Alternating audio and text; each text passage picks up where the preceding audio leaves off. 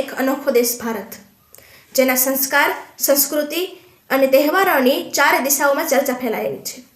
એવા આ ભારત દેશમાં આમ તો અનેક તહેવારો છે, પરંતુ એક એવો મહત્વનો તહેવાર જેના દ્વારા ભારતનો વિકાસ થાય છે.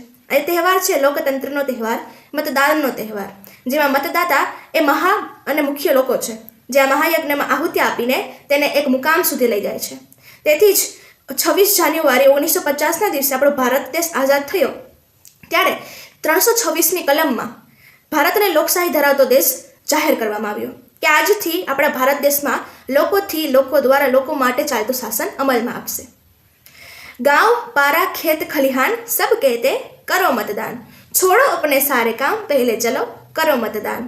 जन जन को जागरूक और शिक्षित बनाना है, सही नेता चुनने के लिए मतदाता को जगाना है. भारत के हर एक घर से सारे लोगों से मतदान करवाना है. अब हर एक घर में मतदान की गूंज लगवाना है. પરંતુ ભારતમાં જોઈએ એવી જાગૃતિ આવી શકી નથી. તેથી ભારતના એક પ્રસિદ્ધ અખબાર ધ હિન્દુની 11 ફેબ્રુઆરી 2023ને 11:33 પર એક હેડલાઇન આવી હતી કે 30 crores missing voters in India, mostly youngers, urbans and migrants. અને ત્યારબાદ એક સર્વે કરવામાં આવ્યો કે મતદાનના આપનારાની સંખ્યામાં યુવાનો સૌથી વધારે કેમ.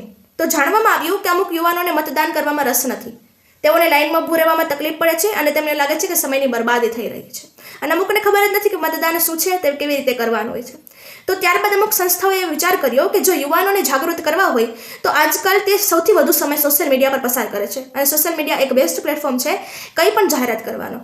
તો આપણે યુવાનોને જે વસ્તુઓ ગમે છે, જેમ કે શોર્ટ ફિલ્મો, રીલ્સ, વિડીયોઝ, તેવી રીતે એને જાગૃત કરી શકાય. પરંતુ બીજો એક પ્રશ્ન એ હતો કે જે બીજી કેટેગરી છે, જેમાં વડીલો, અલ્પશિક્ષિત અને અશિક્ષિત આવે છે, તેઓ એક પ્રશ્ન કરે છે કે અમે મતદાન શું કામે કરીએ, મને શું ફાયદો થવાનો છે તેનાથી.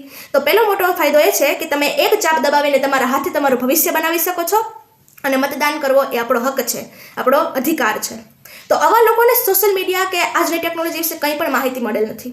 તો તેમને સમયમાં નાટકો, અભિનયો, કાર્યક્રમો વગેરે હતું, તો તેના દ્વારા આપણે તેમને જાગૃત કરી શકીએ છીએ કે આજની ટેકનોલોજી પ્રમાણે જે નવા નવા વોટર બૂથ આવ્યા છે તે આપણે એને પ્રેક્ટિકલ કરીને બતાવી શકીએ છીએ કે મત કેવી રીતે આપવાનો હોય છે, નવા મશીનો દ્વારા કેવી રીતે મત આપવામાં આવે છે.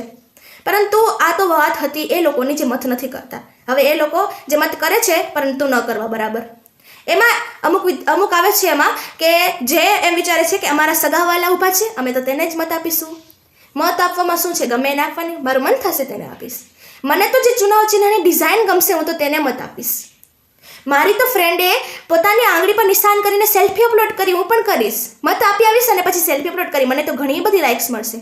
કાલે તો મતદાન છે ને, મતલબ રજા, ક્યાંક ફરવા જઈશું. તે બધાને એવું લાગે છે કે એક વોટથી શું થઈ જવાનું છે, પરંતુ વોટ એક હોય કે એકથી વધુ હોય, આપકા વોટ માયને રખતા હૈ. મતદાન મતલબ છુટ્ટી નહીં, હમારી ડ્યુટી. તો આજથી એક સંકલ્પ લઈએ કે ભારતની જે સંસ્થાઓ અને સરકાર દ્વારા રેલીઓ થાય છે તેમાં ભાગ લઈશું, લોકોને જાગૃત કરીશું અને ખુદ પણ જાગૃત થઈશું. અને જો જાગૃત ન થઈ શકીએ અને કોઈને મદદ ન કરી શકીએ તો એમ નહીં બોલીએ કે આજની સરકાર ધંધા વગરની છે. જે લોકો પોસ્ટરો લગાવે છે તેને પોસ્ટરો લગાવવામાં મદદ કરશું, લોકોને જાગૃત કરવા પ્રેરિત કરશું. અને જો પોસ્ટરો લગાડવામાં મદદ ન કરી શકીએ તો પોસ્ટરો ફાડશું તો નહીં જ. શાળા અને કોલેજોમાં જે નાના નાના બાળકો જેમને મતદાનનો અધિકાર મળેલો નથી, તે મતદાન વિશે આટલા જાગૃત થઈને બીજાને શીખવે છે, તેમના પાસેથી કંઈક શીખશું. અને જો કંઈ ન શીખી શકીએ તો એમ નહીં કહીએ કે સ્કૂલ અને કોલેજવાળા ટાઈમ પાસ કરે છે.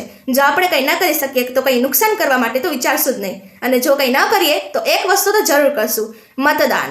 અંતમાં હું એટલું જ કહેવા માંગીશ કે ये लोकतंत्र है, लोगों के बिना नहीं चलने वाला. ये लोकतंत्र है, लोगों को बिना नहीं चलने वाला. लोगों को अपने जीवन के लिए जीना ही होगा. उंगली पे शान के साथ करके निशान, हर गली हर मोहल्ले के हर इंसान को मतदान करना ही होगा. जैसे ये कलम स्याही के बिना नहीं चल सकती, जैसे ही एक कलम स्याही के बिना नहीं चल सकती, वैसे ये भारत मतदाता के बिना नहीं चलेगा. तो बनो इस त्योहार की शान, याद रहे जरूर करें मतदान. नमस्ते.